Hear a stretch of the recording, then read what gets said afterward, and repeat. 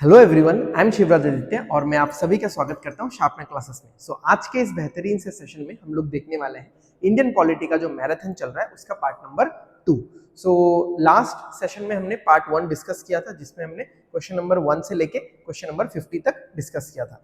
और एक और इम्पॉर्टेंट बात, आप लोगों को ऐसा शायद बहुत लोगों को फील हुआ होगा कि ऐसे अगर नंबरिंग से जाए तो शायद हमने 50 क्वेश्चन ही डिस्कस किए हैं, बट अगर आप थोड़ा सा एक्सप्लेनेशन भी देखोगे तो आप समझोगे कि एक्चुअली हमने 20, 25, 30 क्वेश्चंस और ज्यादा डिस्कस किया है या हमने समझा है, क्योंकि बहुत सारे क्वेश्चंस ऐसे थे जिसमें बहुत सारा इलेबोरेशन था और वो जो इलेबोरेशन का पैराग्राफ होता है ना, उससे और भी बहुत सारे क्वेश्चंस निकल करके आते हैं। ठीक है, तो आपको नॉलेज अगर मैं बोलूं तो नॉलेज आपको मिला अराउंड 70 to 80 क्वेश्चंस का, और नंबर के हिसाब से हमने सही बात है 50 क्वेश्चन सॉल्व किया।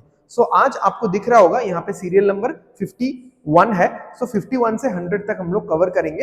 एंड आज के 50 क्वेश्चंस में भी आप देखोगे कि बहुत सारे क्वेश्चंस में बहुत ज्यादा इलेबोरेशन है, और जिसके मदद से आप लोग सिर्फ 50 क्वेश्चंस ही नहीं, अराउंड 80-90 क्वेश्चंस का नॉलेज गैदर कर लोगे।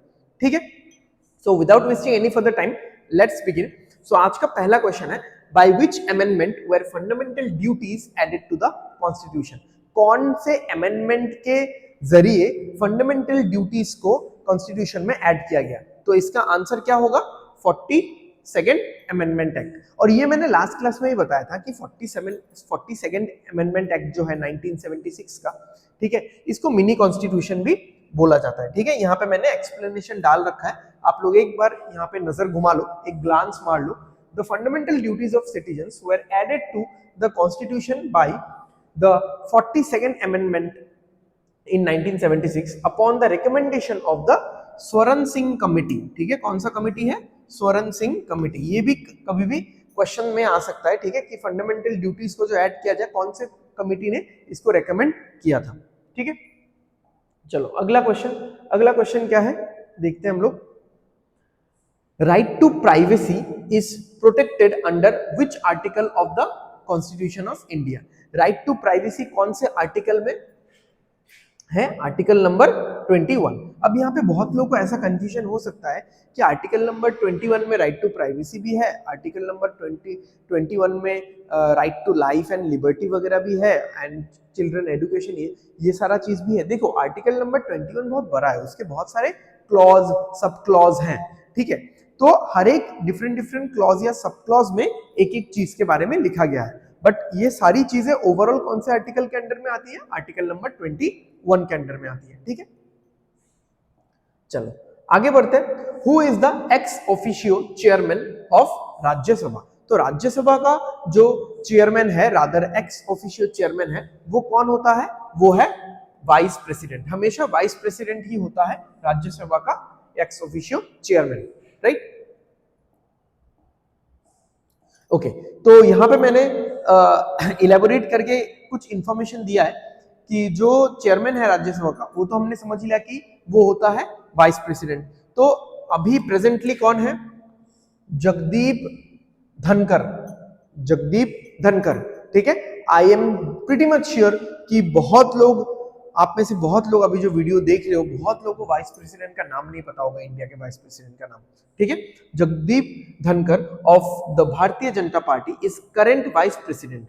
He became vice president after defeating Indian National Congress candidate Margaret Alva in 2022 Indian vice presidential election। तो इंडियन वाइस प्रेसिडेंशियल इलेक्शन जो हुआ था 2022 में, उसने उस इलेक्शन में मार्गरेट अल्वा, जो कि आईएनसी को रिप्रेजेंट कर रहे थे, ठीक है, उनको हराया। किसने? जगदीप धनकर ने, जो कि भारतीय जनता पार्टी से हैं। Who was the constitutional advisor to the Constituent Assembly of India? ये मैंने अपने मेरा जो एपीएससी यूपीएससी का जो बैच चल रहा है, लॉन्ग टर्म फाउंडेशन बैच जो चल रहा है इंडियन पॉलिटी का, उसी के एक सेशन में मैंने प्रोबेबली लेक्चर नंबर 9 या 10 में मैंने ये चीज डिस्कस किया हुआ है कि बेनेगल नरसिंह राव, ठीक है, BN Rao was the constitutional advisor to the Constituent Assembly, right? Next, how many types of emergency powers are there in India? India में कितने टाइप के इमरजेंसी घोषित किए जा सकते हैं? तो आप समझ के रख लो, 3 टाइप के इमरजेंसी घोषित किए जा सकते हैं। कौन कौन से अभी देखते हैं हम लोग, ठीक है। चलो यहां पे इसका मैं लिख ही देता हूं, इसका प्रोबेबली मैंने नोट्स नहीं डाला था। एक तो आर्टिकल 352 में, एक आ जाएगा आर्टिकल 356 में, और एक आ जाएगा आर्टिकल 360 में, राइट। तो आई थॉट कि मैंने इसका अलग से नोट डाला है, बट नोट नहीं डाला था। प्रोबेबली यही प्लान था कि मैं लिख के बताऊंगा इस चीज को। कुछ कुछ चीजें हैं, देखो कुछ कुछ आर्टिकल रिलेटेड चीजें हैं जो अगर मैं क्लास में एकदम लिख के डिस्कस करूं तो कहीं ना कहीं पे बेटर होता है, बट इतना पॉसिबल नहीं हो पाता है मैराथन के क्लास में, इसलिए मैं ज्यादातर चीजें टाइप ही लाता हूं। अभी ये 352 हो जाएगा नेशनल इमरजेंसी,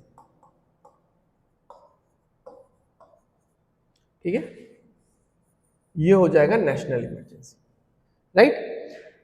ओके, 356 हो जाएगा स्टेट इमरजेंसी, यानी प्रेसिडेंट रूल।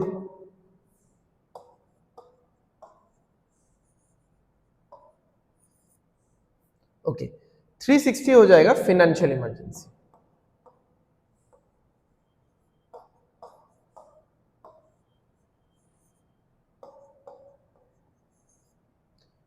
ठीक है, आर्टिकल 352, 356, 360 चार चार के गैप में है, नेशनल, स्टेट और फाइनेंशियल, ठीक है, याद रहेगा।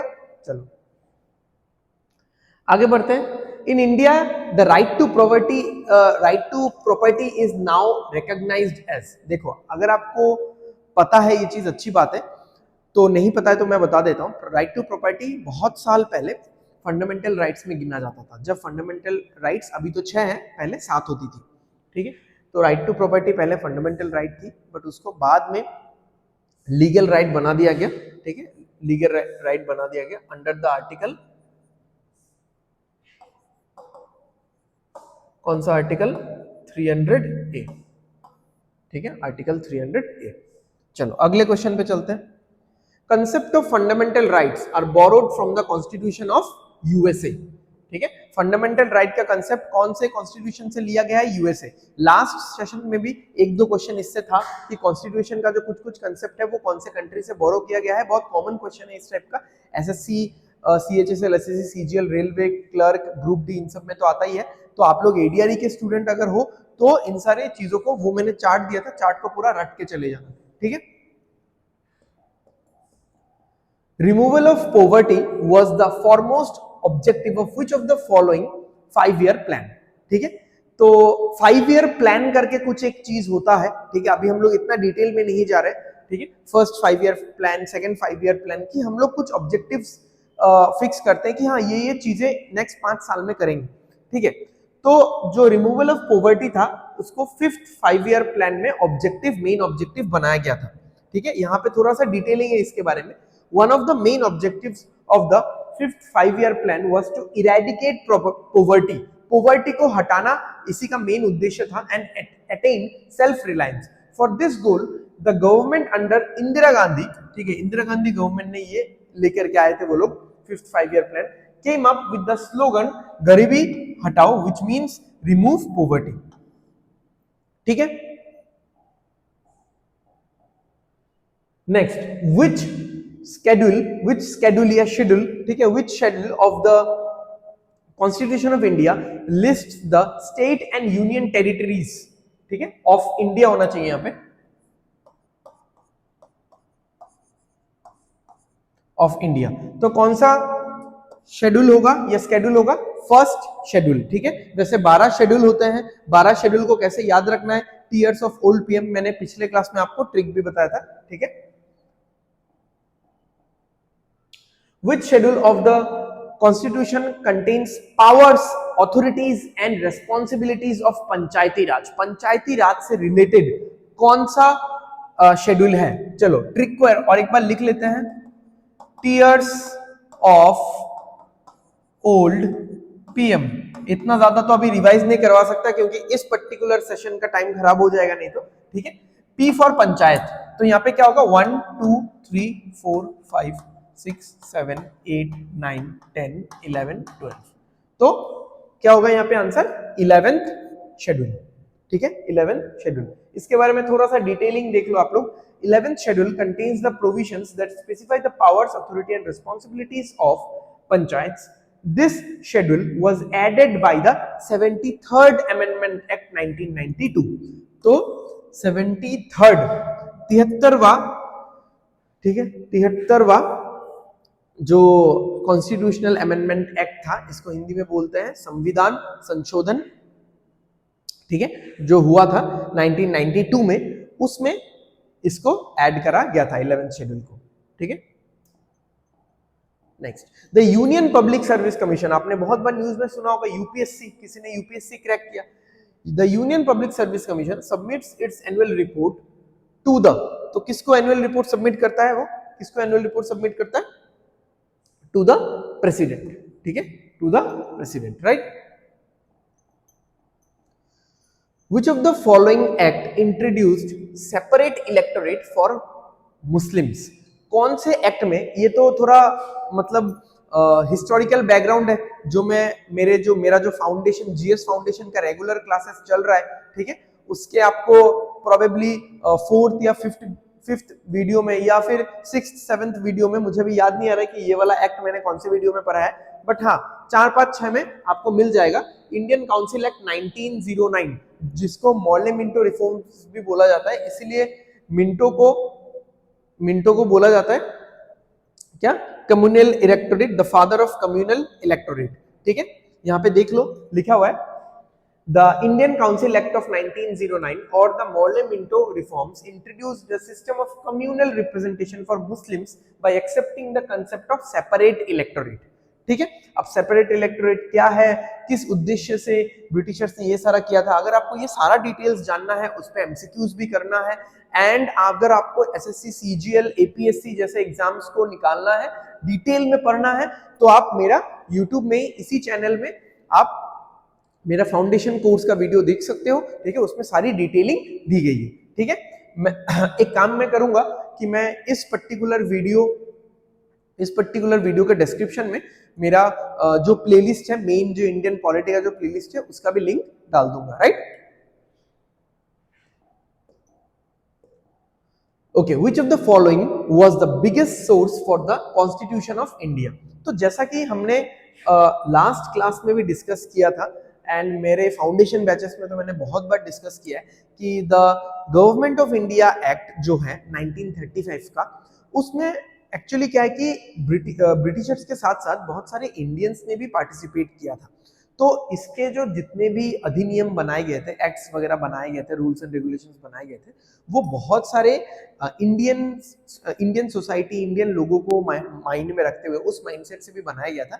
इसीलिए 50 to 60% जितने भी हमको जो आज का कॉन्स्टिट्यूशन देखने को मिलता है, वो उसका 50 to 60% इसी पर्टिकुलर एक्ट से लिया गया है, राइट।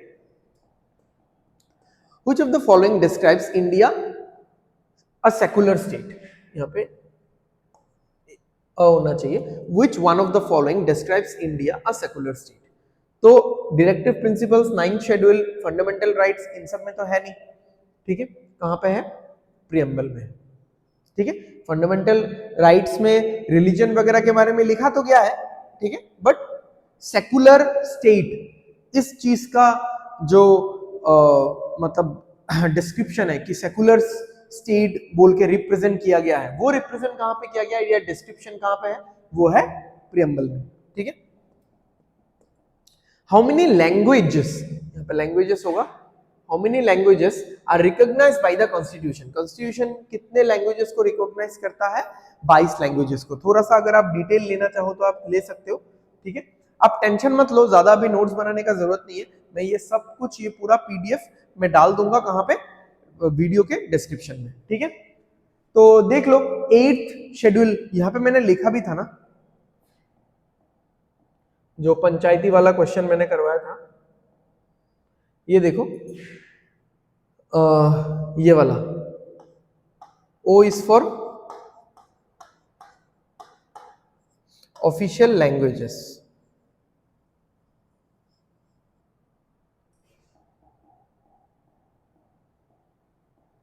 ओके, द एट्थ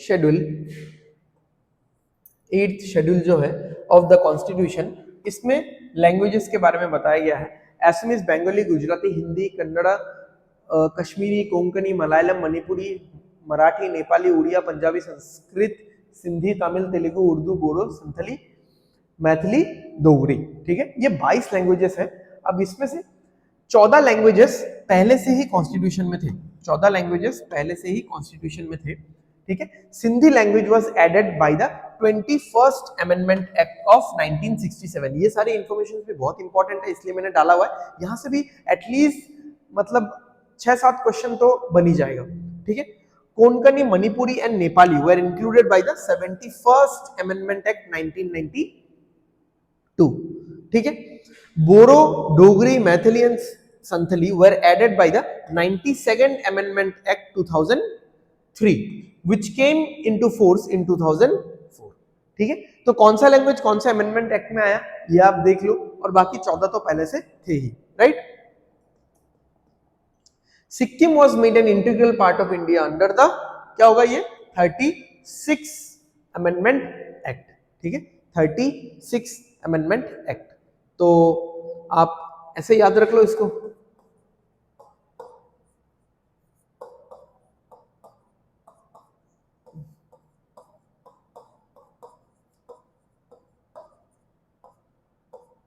ठीक है, 36 अमेंडमेंट एक्ट देख लेते हैं कब पास हुआ ये। सिक्किम, यहाँ पे डिटेल लिखा हुआ है, Sikkim became the 22nd state of India wide constitution act 1975। तो 36 amendment act 1975। Next, which one among the following has the power to regulate the right of the citizenship? Citizenships के जितने भी राइट है उसको रेगुलेट करने का जो अधिकार है, पावर है, ठीक है, वो किसके पास है? वो पार्लियामेंट के पास है। पार्लियामेंट ही रूल्स वगैरह बनाती रहती है। Okay, who is the guardian of fundamental rights enumerated in Indian constitution? जो फंडामेंटल राइट्स जो कॉन्स्टिट्यूशन में दिए गए हैं वो अगर किसी का वायलेट हो रहा है, अगर कुछ प्रॉब्लम हो रहा है, तो गार्डियन कौन है, देखरेख कौन करने वाला है? देखरेख करने वाला है कौन? Supreme court of India, right. Which part of the Indian Constitution deals with the directive principles of state policy? So DPSP, DPSP होता है पार्ट नंबर 4। ठीक है, आर्टिकल 36 से लेकर के आर्टिकल 51 तक, राइट। ठीक है, यहां पे मैंने लिखा भी हुआ है ये चीज, आर्टिकल 36 से लेकर के 51 under part 4 of the Indian constitution deal with directive principles of state policy, DPSP.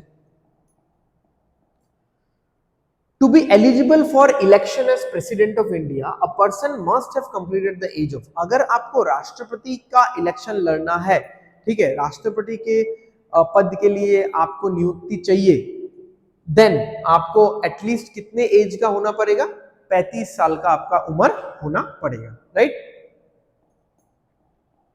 In case the president wishes to resign, to whom is he to address his resignation letter? अगर president को resign करना है तो अपना resignation letter में to कौन लिखेगा? जैसे अगर मैं किसी ऑफिस में काम कर रहा हूं तो मैं लिखूंगा टू द बॉस का नाम जो होगा, बॉस का जो नाम नहीं, आई मीन द डेजिग्नेशन, ठीक है, इंजीनियर हो या फिर कोई ऑफिसर हो या फिर जो भी है, ठीक है, अगर सुपरिंटेंडेंट है, अगर कोई हेड है, ठीक है, तो उसका नाम लिखोगे ना आप, तो टू द प्रेसिडेंट किसको एड्रेस करेगा? To the vice president, right. The first law minister of independent India was, the first law minister of independent India was B.R. Ambedkar ji। Sorry। Next, the Attorney General of India is appointed by, Attorney General of India, ठीक है। तो attorney general, solicitor general, chief justice, इन सब में अंतर क्या है, ये सब थोड़ा डीप डिस्कशन हो गया, हम लोग ये फाउंडेशन बैचेस में करेंगे, बट आप फिलहाल के लिए समझ लो कि लीगल लॉ रिलेटेड कोई एक ये डेजिग्नेशन है, कोई एक पोस्ट है। तो इनको अपॉइंट कौन करता है? इनको अपॉइंट करता है द प्रेसिडेंट ऑफ इंडिया, ठीक है। अटॉर्नी जनरल को अपॉइंट कौन करता है? प्रेसिडेंट ऑफ इंडिया, ठीक है। अभी अगर मैं बोलूं प्रेजेंटली अटॉर्नी जनरल कौन है इंडिया के, R Venkata Ramani, R Venkata Ramani, right. The Indian parliament consist of, Indian parliament consist of what, the president, Rajya Sabha and Lok Sabha. बहुत लोग यहाँ पे गलत आंसर मार्क करेंगे ऑप्शन नंबर ए कि पार्लियामेंट दो ही चीजों से बना हुआ है, लोकसभा राज्यसभा, नहीं, बट बहुत सारे बिल्स ऐसे हैं, बहुत सारे डिसीजंस ऐसे हैं, या फिर बहुत सारे ऐसे एक्ट हैं जिन पे प्रेसिडेंट का साइन के बिना वो लॉ नहीं बनेगा, ठीक है। तो इसलिए पार्लियामेंट्री सिस्टम में प्रेसिडेंट, लोकसभा एंड राज्यसभा, ठीक है, इन तीनों से बना हुआ है। What could be the maximum time limit of 0 hour, ठीक है। अब 0 hour क्या है हम लोग थोड़ा सा डिस्कस कर लेंगे, ठीक है, ज्यादा डीप में नहीं जाएंगे। सो मैक्सिमम टाइम लिमिट है 0 hour का है 1 hour, ठीक है, 0 hour का है 1 hour। अब देख लो 0 hour क्या है, ओके। अब क्योंकि देखो हम लोग पार्लियामेंट, अभी जीएस फाउंडेशन में हम लोग पार्लियामेंट तक नहीं पहुंचे, पार्लियामेंट में बहुत सारी चीजें हैं, यहाँ पे मैंने थोड़ा सा एक सिनॉप्सिस डाला हुआ है।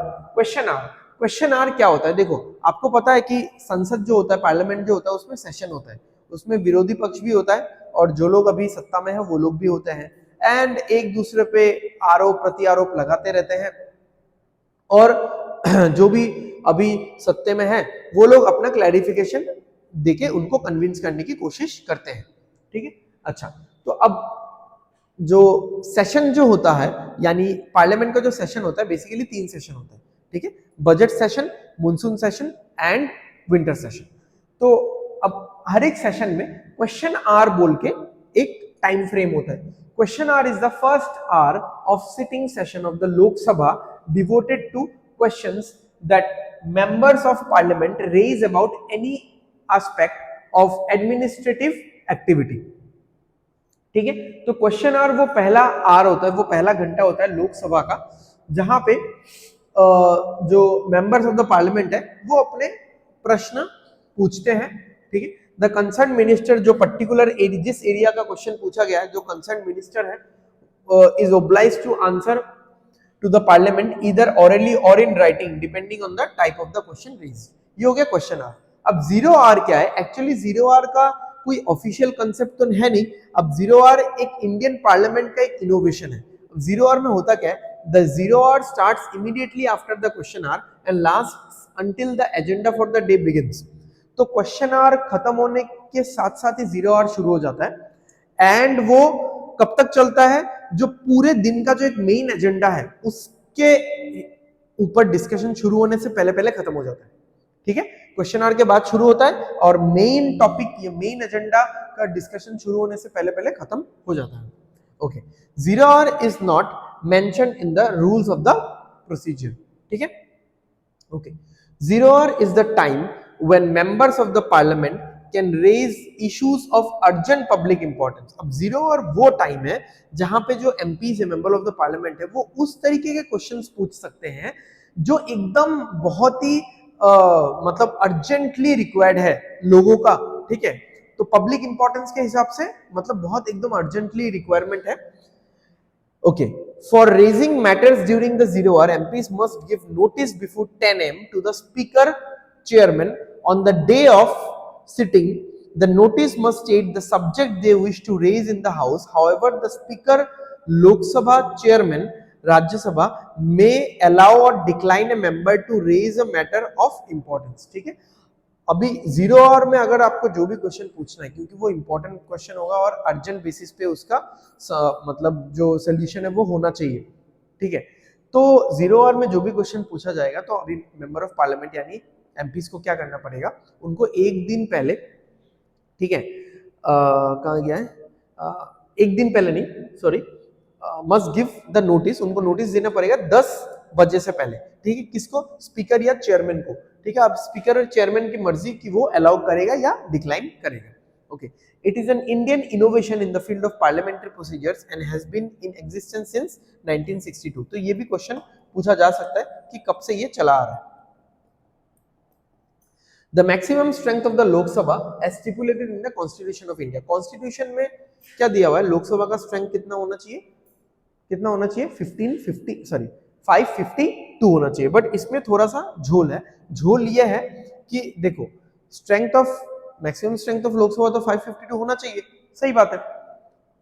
अभी इसमें 530 जो होंगे, 530 जो रिप्रेजेंटेटिव होंगे डिफरेंट डिफरेंट स्टेट से, ठीक है, डिफरेंट डिफरेंट स्टेट के जो डिफरेंट डिफरेंट कॉन्स्टिट्यूएंसीज है। अच्छा, 20 मेंबर्स जो है वो यूनियन टेरिटरीज से होंगे, और जो 2 मेंबर्स हैं वो नॉमिनेटेड बाय द प्रेसिडेंट और एंग्लो इंडियन कमिटी से होंगे। अब ये जो 2 एंग्लो इंडियन कमिटी से 2 मेंबर है जिनको प्रेसिडेंट नॉमिनेट करता है, इसी को हटा दिया गया इन जनवरी 2020। The Anglo Indians were abolished by the 104th constitutional amendment act, 104th constitutional amendment act, right.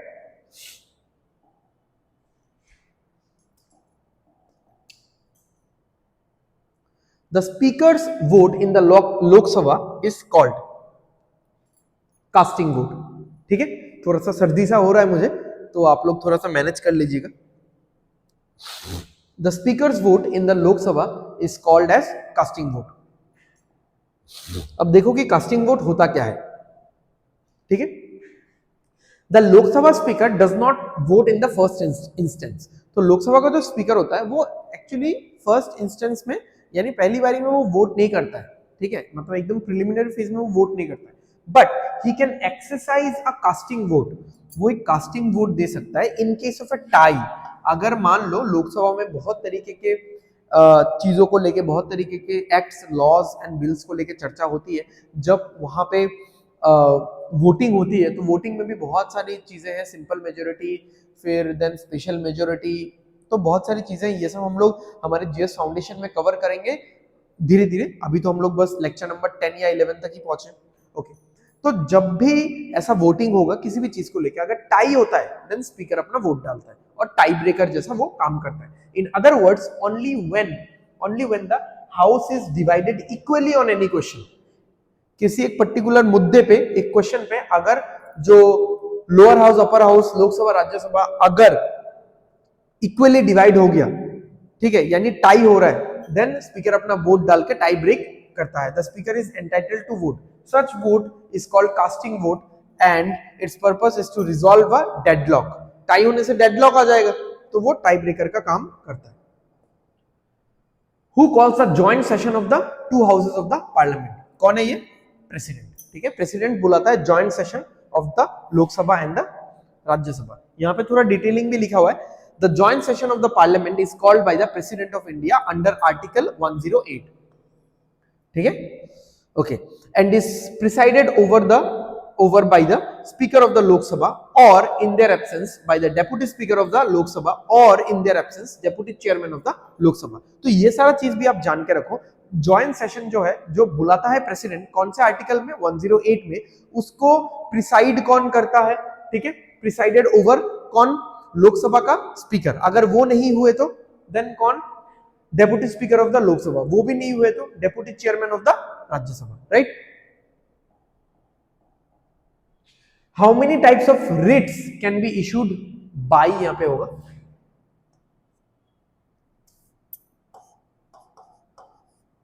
by the supreme court. Supreme court कितने तरीके के रिट्स इशू करता है? तो कितने तरीके के रिट्स इशू करता है? 5। अब रिट्स है क्या? ओके, देखो, अब रिट्स है, रिट्स जो है, रिट्स आपका यहां पे मैंने पूरा डाला हुआ है। तो कुछ रूल्स या लॉज है जिनको एनफोर्स करता है, जिनको सुप्रीम कोर्ट बोलता है कि ये चीज ऐसा होना चाहिए, ठीक है, उनको रिट्स नाम दिया गया है। तो बेसिकली इसमें हम लोग बाद में आ रहे हैं। रिट्स देख लो कितने टाइप के हैं। हिबस कॉर्पस बोल के एक रिट है, ठीक है, हिबस कॉर्पस बोल के एक रिट है। ये रिट सुप्रीम कोर्ट किस लिए इशू करता है? To safeguard people from illegal arrest. यानी आपने अगर इलीगली किसी को पकड़ के रखा हुआ है, डिटेन किया हुआ है, ठीक है, डिटेंशन में है, तो वो चीज नहीं हो सकता, ठीक है। आपको उसको 24 आवर्स के अंदर अंदर मजिस्ट्रेट के सामने पेश करना होगा। ऐसा हम लोग मूवीज वगैरह में देखते हैं। तो ये एक रिट है जो सुप्रीम कोर्ट इशू करता है। मैंडामस में सिंपल टर्म्स में समझा देता हूं, आप लोग बाद में इस चीज को पढ़ लेना, ठीक है, सिंपल टर्म्स में समझा देता हूं। मैंडामस उस इंसान या उस ऑफिस को दिया जाता है जो गवर्नमेंट ऑफिस है, बट अपना पब्लिक ऑफिस है, बट अपना ड्यूटी अच्छे से नहीं निभा रहे, ठीक है। देन क्या है, क्यो वरंतो। क्यो वरंतो जो है, क्यो वरंतो ये दिया जाता है, it prevents usurpation of public office through illegal manner. Usurpation मतलब हथिया लेना, ठीक है। तो पब्लिक ऑफिस को अगर कोई इलीगली ऑक्युपाई कर लेता है, हथिया लेता है, तो ये प्रिवेंट करता है। ओके, कौन सा writ, quo okay, prohibition. Prohibition is the writ जो कि क्या करता है, it prohibits a subordinate court from acting beyond its jurisdiction. ये वाला चौथा number writ supreme court issue करता है जब सुप्रीम कोर्ट के नजर में ये आता है कि कोई लोकल कोर्ट या कोई हाई कोर्ट अपने जुरिसडिक्शन के बाहर जाके कुछ ना कुछ काम कर रहा है। सर्टियोरेरी, ठीक है, सर्टियोरेरी इज द रेट जो कि सुप्रीम कोर्ट के द्वारा इशू किया जाता है। क्यों किया जाता है, ये रेट स्क्वैश करता है, खत्म कर देता है। किस चीज को खत्म कर देता है, नल एंड वॉइड कर देता है। किस चीज को, छोटे कोर्ट यानी लोअर कोर्ट के या सबऑर्डिनेट कोर्ट के द्वारा दिया गया किसी भी एक पर्टिकुलर ऑर्डर को, ठीक है। It questions an order issued by subordinate court by overstepping its jurisdiction, ठीक है। हमने लास्ट जो हमारा इंडियन पॉलिटी का जीएस सेशन था, आई गेस वो अपलोड हो चुका है या कल अपलोड होगा, तो मैंने जो रिकॉर्ड किया था उसमें मैंने बताया था कि salient feature of Indian constitution, उसमें मैंने ये बताया था कि integrated judicial system and independent judicial system में डिफरेंस क्या है। तो इंटीग्रेटेड जुडिशियल सिस्टम का एक ये वाला अच्छा खासा एग्जांपल है, राइट। ओके, अब रेट्स वगैरह के बारे में ये लिखा गया है आर्टिकल नंबर 32 में, जिसको बी आर अम्बेडकर जी ने heart and soul of the constitution बोला है। बी आर अम्बेडकर जी ने बोला है आर्टिकल 32 जो है वो heart and soul of the constitution है। आर्टिकल 32 के ऊपर ही सुप्रीम कोर्ट 5 रिट इशू कर सकता है और हाई कोर्ट इशू कर सकता है based upon article number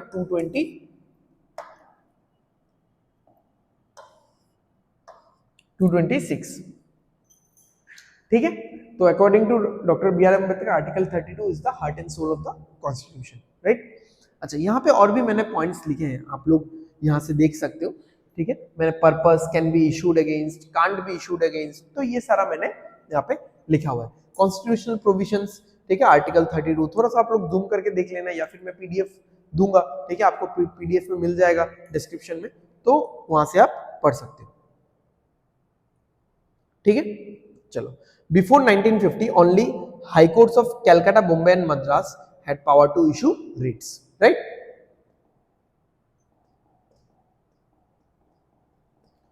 Which article of the Constitution of India accords special status to the state of Jammu and Kashmir? तो ये तो अभी उठ चुका है, ये तो अभी नहीं है आर्टिकल 370, इस पे एक मूवी भी आया, बट स्पेशल स्टेटस अगर दिया गया था, पहले दिया गया था, अभी तो नहीं है।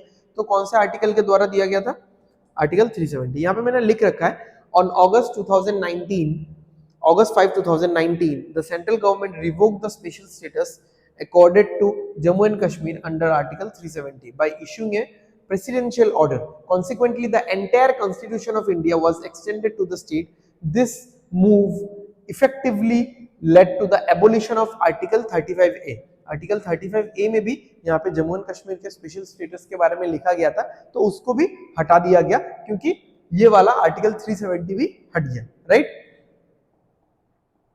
Right to vote in India is given to all the people on the basis of age, ठीक है। अगर आप 18 साल के हो और पहले 21 साल था, फिर 18 किया गया, कौन से अमेंडमेंट में किया गया, ये आप लोग मुझे बताओ कमेंट सेक्शन में। ये हमने लास्ट मैराथन में ही पढ़ा है, right.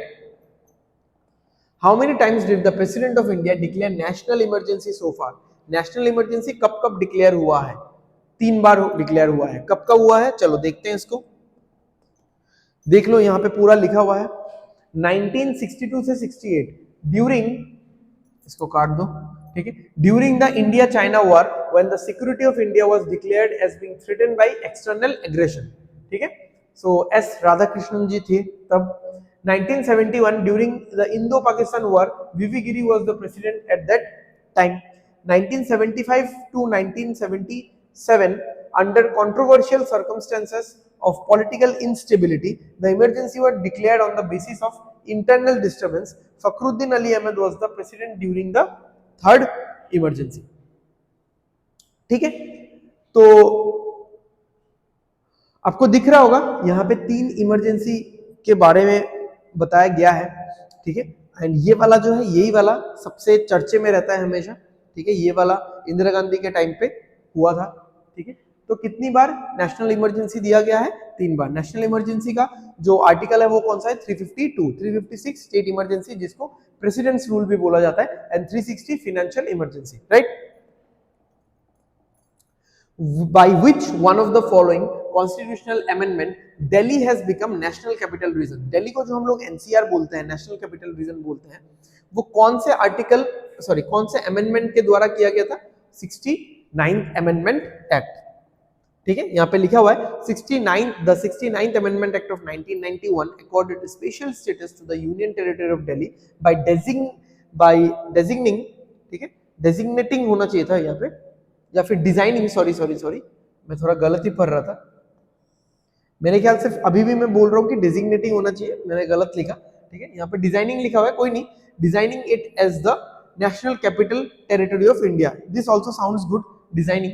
The amendment also provided for the creation of 70 member legislative assembly, ठीक है। तो एक 70 मेंबर का एक लेजिस्लेटिव असेंबली बनाया गया, and 7 member council of minister for Delhi, ठीक है। Sarkaria commission was appointed to look into, Sarkaria commission was appointed to look into state centre state relationship, ठीक है।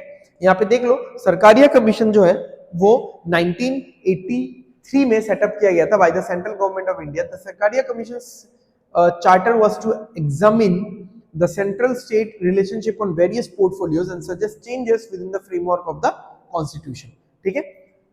तो कौन सा चीज किसके पास रहेगा, फेडरल लिस्ट, स्टेट लिस्ट, ये सारी चीजें,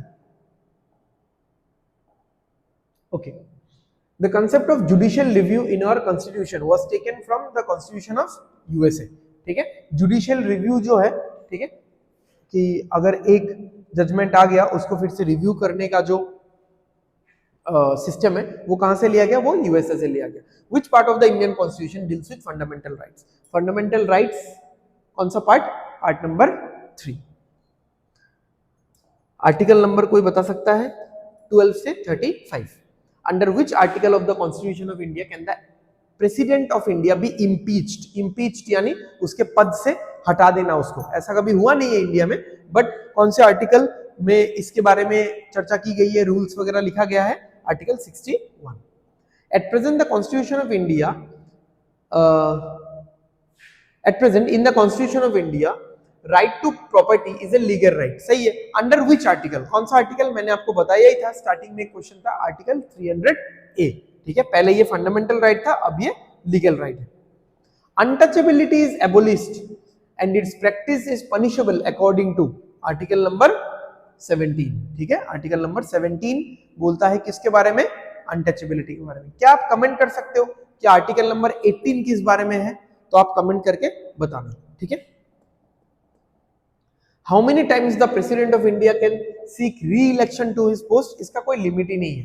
प्रेसिडेंट का री इलेक्शन कितनी बार हो सकता है इंडिया में? इसका कोई लिमिट नहीं है, right. What can be the maximum interval between the 2 sessions of the parliament? तो पार्लियामेंट के जो 3 सेशन होते हैं, ठीक है, हर एक सेशन में मैक्सिमम गैप कितना होना चाहिए? 6 महीने का होना चाहिए, जो मैंने थोड़ी देर पहले आपको बताया था। तो ये है 3 session, budget session, monsoon session and winter session, ठीक है। The maximum gap between 2 sessions of parliament can not be more than 6 months. In other words, the parliament should meet at least twice a year. There are usually 3 sessions in a year, right?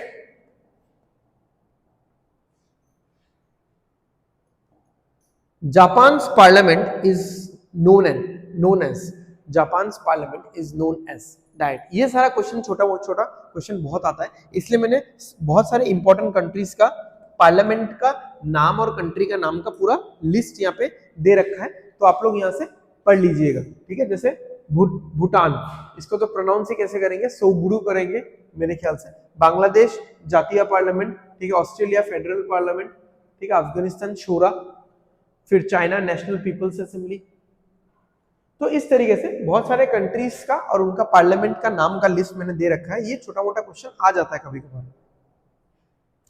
Respect for the national flag and national anthem is क्या है, fundamental duty of every citizen.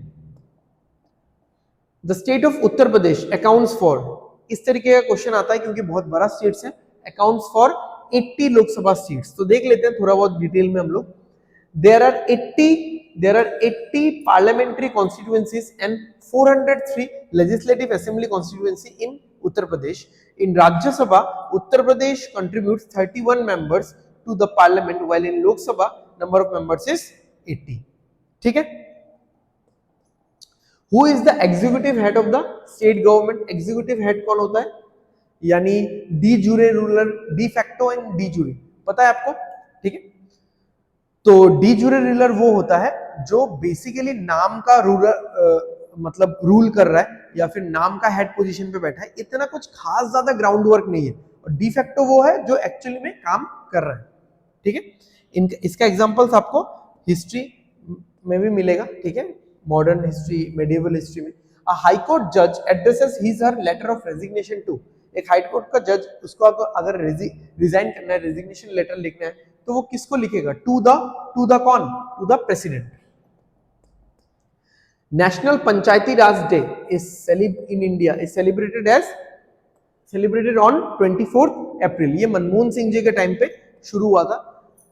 देख लो, the then prime minister, यानी the prime minister नहीं, the then उस time का the then prime minister of India Manmohan Singh declared the first national panchayati raj day on 24 April 2010। 24 April commemorates the 73rd amendment act. Actually इसी act में आपको पता है पंचायती राज establish किया गया था 73rd अमेंडमेंट एक्ट में। ये भी हमने देखा थोड़ी देर पहले, of the constitution coming into effect in the year 1993। तो 73rd अमेंडमेंट एक्ट जो 1992 का था, वो 24 अप्रैल को ही 1993 में कमेंस हुआ था, यानी लागू किया गया था। ठीक है, इसलिए इसी दिन को हम लोग पंचायती राज डे बनाएंगे। Okay, planning commission is a non statutory body. अब देखते हैं कि नॉन स्टैट्यूटरी बॉडी का मीनिंग क्या है। देखो, planning commission is an extra constitutional body, क्योंकि कॉन्स्टिट्यूशन में इसके बारे में कुछ है नहीं। It was form to help the government in making the development plans, also in keeping check on the implementation. Okay, but it was not mentioned in the constitution, hence it is a non statutory body. ठीक है, चलो देखते हैं थोड़ा सा detailing. Statutory entities are controlled by legislation, whereas constitutional bodies are founded under the Indian constitution. Constitutional bodies क्या क्या है? Election commission, finance commission. Statutory bodies क्या है? National human rights commission, national investigation agency etcetera. ठीक है, organisation and institutions which do not have a constitutional status are known as non constitutional bodies. ठीक है, since they are not specified in the constitution of India, they can be established through a statutory or through an executive resolution, non statutory। ठीक है, a statutory body is established by law। अगर कोई act पास कर दिया गया, कोई order pass कर दिया गया, उसको हम लोग नॉन स्टैट्यूटरी के हिसाब से देखेंगे। स्टैट्यूटरी वो ही चीज होता है जिसको लॉ बना के पास कर दिया जाता है, राइट।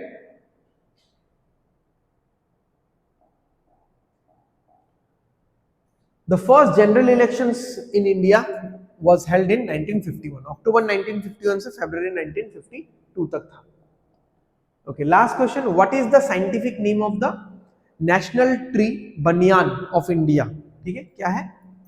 Ficus bengalensis। ठीक है, इतना तो प्रोनाउंसिएशन में मैं माहिर नहीं हूँ, ठीक है, बट मुझे जहां लग रहा है यही होगा, Ficus bengalensis, right. So I hope आपको आज का सेशन पसंद आया होगा। Thanks for watching. आप सब लोग अभी तक अगर जुड़े हुए हो मेरे साथ तो जरूर आपका बेनिफिट हुआ होगा। मैं इसी तरीके से बहुत सारा इंपॉर्टेंट क्वेश्चंस आपको इंडियन पॉलिटी का रिवाइज करवा दूंगा। एंड इतना तो पक्का है कि आपको एग्जाम में जाके कॉमन तो मिलने ही वाला है, स्पेशली एडीआरई ग्रेड 3 ग्रेड 4 में तो मिलेगा ही। ठीक है, सो आज के लिए हम लोग सेशन यहीं पे खत्म करते हैं। आप लोग वीडियो को लाइक कर देना, शेयर कर देना अपने फ्रेंड्स और रिलेटिव्स के साथ, and please please please please please subscribe कर देना सो दैट हमारा भी ग्रोथ हो सके। एंड नोटिफिकेशन बेल को प्रेस कर दीजिएगा सो दैट आपका भी फायदा हो एंड आपको नोटिफिकेशन मिल जाए तुरंत, एंड आप जल्दी जल्दी से सब कुछ पढ़ लो। ठीक है, तब तक के लिए take care, bye bye, study well, study hard and all the best everyone, signing of.